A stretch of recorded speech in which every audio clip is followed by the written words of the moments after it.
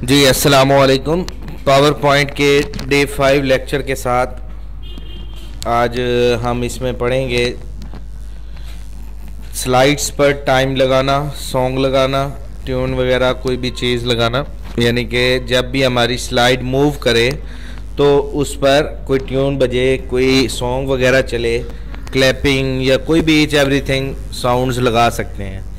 ठीक है, और टाइम भी लगा सकते हैं कि हमने कौन सी स्लाइड कितनी देर के लिए रखनी है।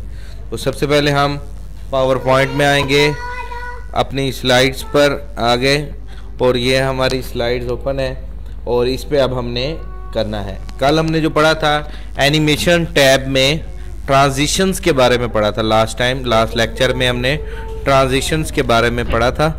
आज हम इसमें मज़ीद साउंड्स वगैरह लगाना सीखेंगे कि साउंड कैसे लगाते हैं और टाइम वगैरह कैसे लगाते हैं। तो सबसे पहले हम साउंड्स लगाना सीखेंगे। साउंड्स के लिए आपने ये साउंड्स का टैब है ट्रांजिशंस साउंड, ठीक है, इस पे क्लिक करने के बाद ये तमाम साउंड्स मौजूद हैं। इसमें ज़्यादातर जो पॉपुलर साउंड है वो है एप्रिशिएट, मतलब कि क्लैपिंग्स। ठीक है, ये जैसे ही हम इधर नोक करते हैं तो ये क्लैप्स लग जाती हैं। दूसरे नंबर पे ट्रांजिशन स्पीड्स, कि वो जो आपकी ट्रांजिशन या अगली स्लाइड जब आए वो कितनी देर के लिए आए, स्लो आए, जल्दी से आए और चली जाए, या नॉर्मल आए, ये तीनों रेशियोज लिखी हैं। वैसे स्लो पे ही क्लिक कर दें तो वो स्लो वाली सही रहती है। तीसरे नंबर पे है इस साइड पे टाइमिंग वगैरह सेट करना कि कितने टाइम तक वो स्लाइड आए और ऑटोमेटिक अगली आ जाए।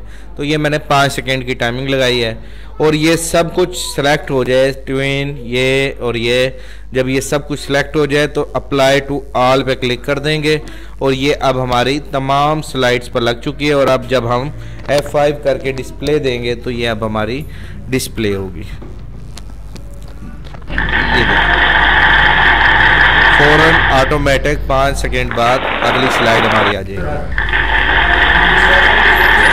इस अमल को कहते हैं पावर पॉइंट की स्लाइड्स वगैरह बनाना, ताकि जो प्रेजेंटेशन हमने बनाई हुई है उसको आगे मूव करना, नेक्स्ट करना, आगे मूव करना।